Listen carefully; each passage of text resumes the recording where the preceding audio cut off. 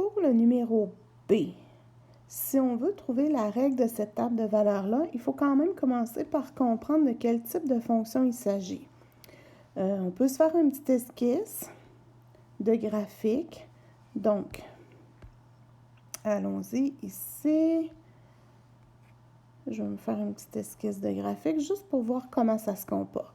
Donc, j'ai le point 1,20, mettons-le environ ici, le point 2,5, le point 4, 0,325 sera à peu près ici. Donc, je m'aperçois que j'ai une courbe décroissante.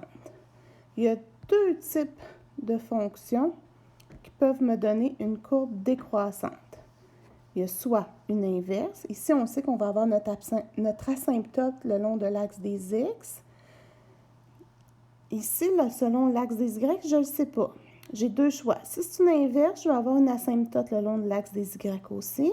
Si c'est une fonction exponentielle, bien, ma fonction va venir traverser l'axe des Y, continuer de l'autre côté. Donc, moi, il faut que je fasse le bon choix. Parce que là, c'est difficile à voir avec mon dessin qu'est-ce qui se passe. Donc, premièrement, c'est facile de savoir si c'est une fonction inverse. On se souvient, l'inverse, c'est la seule des fonctions quand on multiplie nos x et nos y, ça nous donne toujours la même valeur. Donc, si j'ai 1 fois 20, 20, 2 fois 5, 10, bien, je m'aperçois tout de suite que ça ne peut pas être une inverse parce que ce n'est pas la même valeur de produit. Donc, c'est une fonction exponentielle. Si c'est une fonction exponentielle, bien, je sais que ici, ça va venir continuer, puis ça va venir traverser l'axe des Y à quelque part, puis ça va descendre. Je vais avoir mon asymptote en X. Donc, la fonction exponentielle, je vais chercher ma règle. Toutes les fonctions exponentielles prennent la forme de f de x est égal à a fois b exposant x. Là, le problème, c'est que je n'ai ni le a, la valeur de départ, ni le b, le nombre qui va être multiplié plusieurs fois par lui-même. Donc, on a vu dans nos notes de cours une technique qui nous permet de trouver la règle de la fonction lorsque j'ai des points dans une table de valeurs. Donc, premièrement, je me choisis deux points dans la table de valeurs et je viens remplacer dans mon équation le x et le y pour chacun des points. Et là, faites attention, la valeur de x la plus grande, on vient la mettre au numérateur parce qu'on venait diviser ces deux règles-là. Donc, si pour le deuxième point, j'ai remplacé le y par 5, ça m'a donné, c'est égal à a fois b exposant 2, le x qui était 2. Donc, la valeur de x la plus grande, je la mets au-dessus, divisé par y égale 20 sur a fois b à la 1, parce que le x, c'est 1. Donc, avec nos propriétés sur les lois des exposants, je sais que 5 divisé par 20, ça me donne 0,25 ou 1 quart.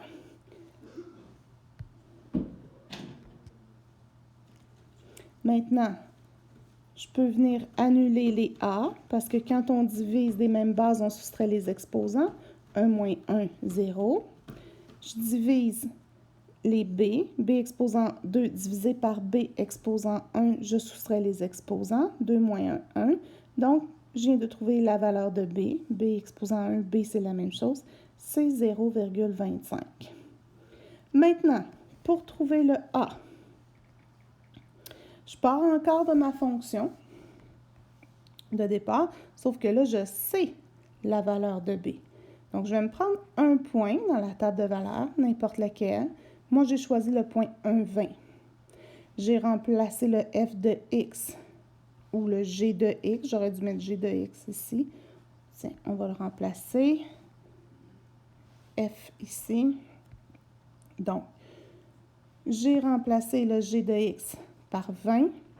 Le a, je ne le connais pas. Le b, on vient de trouver que c'est 0,25. Et le x, c'est mon 1. Si je fais mes calculs, 0,25 exposant 1, ça me donne 0,25. Fois a est égal à 20. Moi, ce que je veux, c'est le a. Il faut que je vienne me débarrasser du fois 0,25 en divisant par 0,25. Je le fais d'un côté. Je le fais de l'autre. Donc, je me retrouve que 20 divisé en 0,25, ça me donne 80. Puis 0,25 sur 0,25, ça s'annule.